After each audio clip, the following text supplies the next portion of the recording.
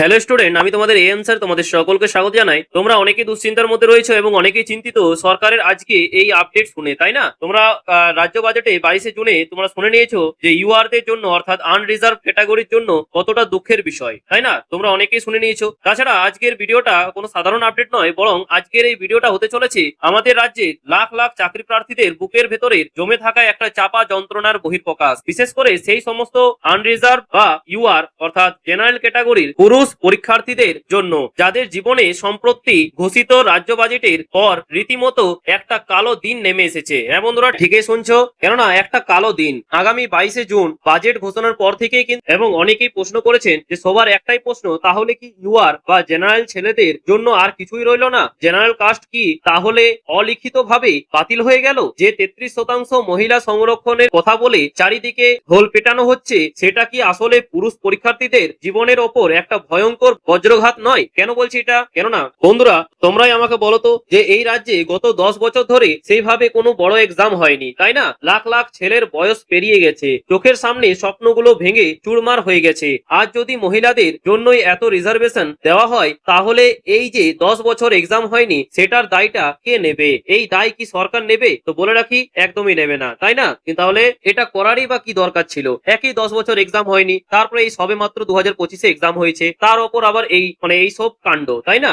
এটা কিন্তু একটা খুব খারাপ ডিসিশন যাকে বলে। হয়তো মহিলাদের ক্ষেত্রে যদি প্রত্যেক বছর এক্সাম হতো তাহলে হয়তো এটা করলে কোনো প্রবলেম হতো না, কিন্তু এই মুহূর্তে করাটা কিন্তু উচিত হয়নি। কমসে কম 2 বছর 3 বছর পর করলেও হয়তো কোনো প্রবলেম বা সমস্যা হতো না। ঠিক আছে, এই 50,000 যে নিয়োগটা যে হবে পরবর্তীকালে শিক্ষকের, সেটা কিন্তু যাতে এই আরক্ষণটা যেটা রয়েছে সেটা কিন্তু সেটা থেকে যদি বর্জিত করা হয়, সেটাই কিন্তু আমার মনে হয় বেস্ট হয়। তাছাড়া আজকের দিনে দাঁড়িয়ে জেনারেল ক্যাটাগরির একজন ছেলে সে কি ভাবছে যে আমি যতই পড়ি, যতই ঘাম ঝড়াই, পরীক্ষা দিলেও কি আমি আদৌ চাকরি পাবো, তাই না? এটা তোমরা বলবে যে এটা আমরা বুঝতেই পারছি না দাদা, তুমি কি বলছো? ঠিক আছে, এটা যা করছে থাক না, যা করছে চলছে, চলো, ক্ষতিটা কি? দেখো, ভালো করে বুঝবে, তোমাদের একদম সহজ ভাবে বুঝিয়ে দিচ্ছি। দেখো, স্ক্রিনে তোমরা দেখতেই পাচ্ছ 100টি পদের একটা পরিষ্কার উদাহরণ। ভালো করে বোঝো, এই 33% মহিলা সংরক্ষণ কিন্তু আলাদা কোনো ক্যাটাগরি নয়। ঠিক আছে, এটি এসসি, এসটি, ওবিসি, ইডব্লিউএস এবং ইউআর প্রতিটি ক্যাটাগরির ভেতরে কিন্তু প্রযোজ্য। হ্যাঁ বন্ধুরা, ঠিকই শুনেছেন, SC, ST, OBC, EWS, UR প্রতিটি ক্যাটাগরির ভেতরে কিন্তু প্রযোজ্য।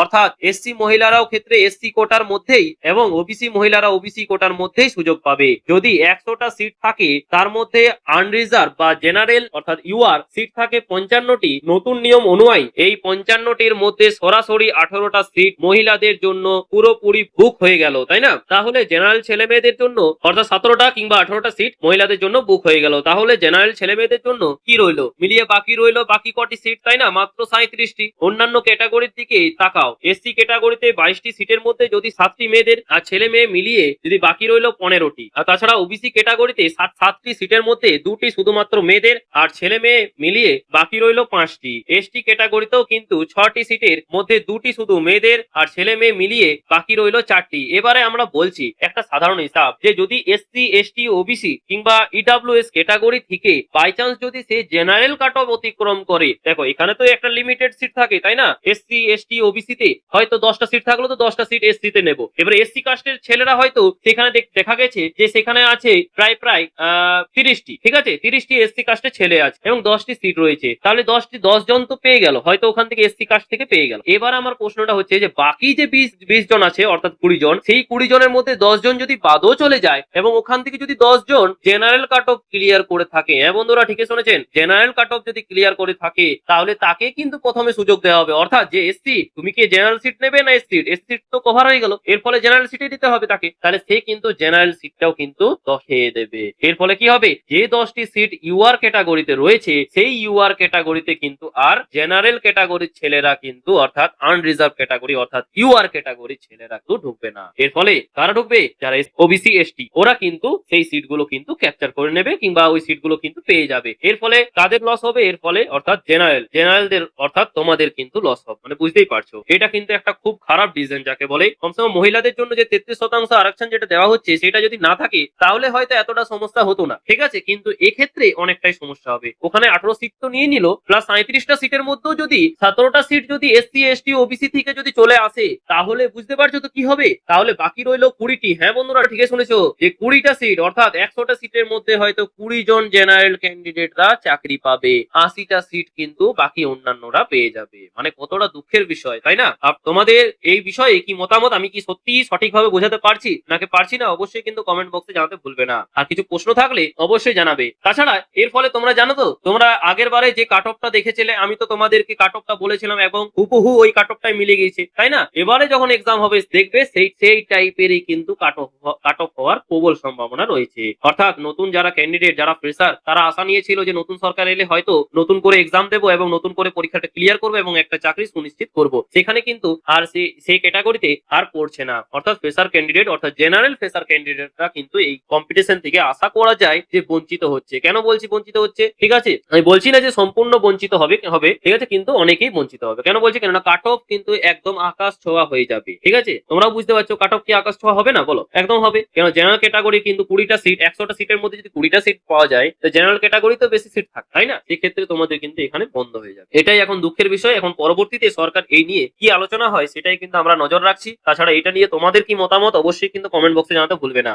এবং ভিডিওটি প্রচুর পরিমাণে শেয়ার করো, যাতে এই ভিডিওটি সেই ডিপার্টমেন্টের কাছেও যাতে যায়, যাতে ওনারাও বুঝতে পারেন যে এটা কতটা বড় একটা অন্যায়, তাই না? অবশ্যই কিন্তু এই ভিডিওটিকে অবশ্যই প্রচুর পরিমাণে শেয়ার করবে। এর ফলে একটা দুশ্চিন্তা থেকে দূরে থাকাই যায়। সেটা হচ্ছে এবারে কিন্তু একটা খুব খুশির খবর দিয়ে শুরু করি, তারপরে আরো সেটা হচ্ছে দেখো, তোমাদের 50,000 শূন্য পদে কিন্তু নিয়োগ হবে। তাছাড়া এই নিয়োগ প্রক্রিয়াটি কিন্তু রাজনৈতিক নেতা থেকে শুরু করে চেয়ারম্যান কিন্তু বসানো হবে না। এর ফলে এর দুর্নীতি যে হচ্ছিল আগের সরকারে, সেই ক্ষেত্রে এবং এক্সাম হচ্ছিল না, সেটা কিন্তু এক্সাম তো হবেই, প্লাস দুর্নীতি মুক্ত কিন্তু এক্সাম হবে। এটাই একটা কিন্তু তোমাদের ক্ষেত্রে একটা খুশির খবর। ঠিক আছে, এক্ষেত্রে তোমাদের চিন্তার কোনো কারণ নেই যে দুর্নীতি হবে, আবার টাকা দিয়ে চাকরি পেয়ে যাব, সেটা আর হচ্ছে না। এই জায়গাতে কিন্তু একটা খুশির খবর রয়েছে। এর ফলে যদি প্রত্যেক বছর এক্সাম হয়, দেখো একটা ভালো দিক হচ্ছে যদি প্রত্যেক বছর এক্সাম হয় তাহলে কোনো প্রবলেম নেই যে 37% হোক বা 33% হোক, মানে 33% হোক মহিলাদের রিজার্ভ করা হোক সিটগুলো, কোনো প্রবলেম নেই। কিন্তু প্রত্যেক বছর এক্সাম হওয়া চাই, সেটা কি সরকার পারবে? সেটাই কিন্তু এখন দেখার বিষয়। যদি সেটা পারে তাহলে 33% মহিলাদের জন্য যে কোটা রয়েছে হোক, ক্ষতি নেই। ঠিক আছে, কিন্তু প্রত্যেক বছর যাতে এক্সাম হওয়া চাই 5 বছর। তাছাড়া এই নিয়ে কি মন্তব্য অবশ্যই কিন্তু কমেন্ট বক্সে জানাবে। আমি কি ঠিক বলছি যে প্রত্যেক বছর এক্সাম হলে এই কোটাটা ঠিক আছে,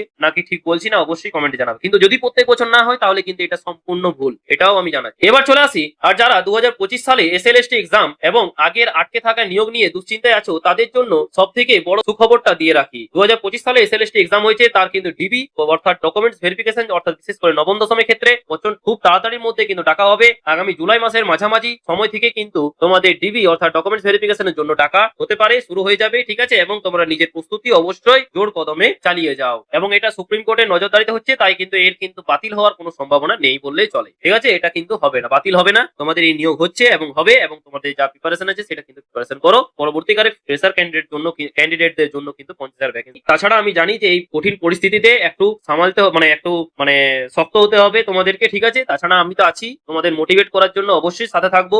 আর তোমাদের এই যে 22শে জুন যে রাজ্য বাজেটে যে আলোচনা হয়েছে সেটা নিয়ে কতটা ক্ষোভ অবশ্যই কমেন্টে জানাতে ভুলবে না। এবং আমাদেরও ক্ষোভ রয়েছে যে এটা কিন্তু ভালো হয়নি এবং এটা থেকে যতটা সংশোধন করার ততটা করা উচিত। এই বিষয়ে তোমাদের কি মতামত অবশ্যই কিন্তু কমেন্ট বক্সে জানাবে। ঠিক আছে, তো বন্ধুরা আজকে এই পর্যন্তই, দেখা হচ্ছে পরের ভিডিওতে। এই নিয়ে অনেকেই মন্তব্য ছিল, তার জন্য এই জন্যই কিন্তু আমরা এই ভিডিওটা একটা তৈরি করলাম তোমাদের জন্য। ঠিক আছে, তো বন্ধুরা আজকে এই পর্যন্ত, দেখা হচ্ছে পরের ভিডিওতে নতুন কোনো আপডেট নিয়ে। থ্যাংক ইউ, পাশে থেকে সুস্থ থেকো এবং চ্যানেলে নতুন হলে অবশ্যই কিন্তু চ্যানেলটিকে সাবস্ক্রাইব করে পাশের বেল আইকনটি প্রেস করে রাখো, যাতে পরবর্তীতে কোনো গুরুত্বপূর্ণ আপডেট মিস যাতে না হয়।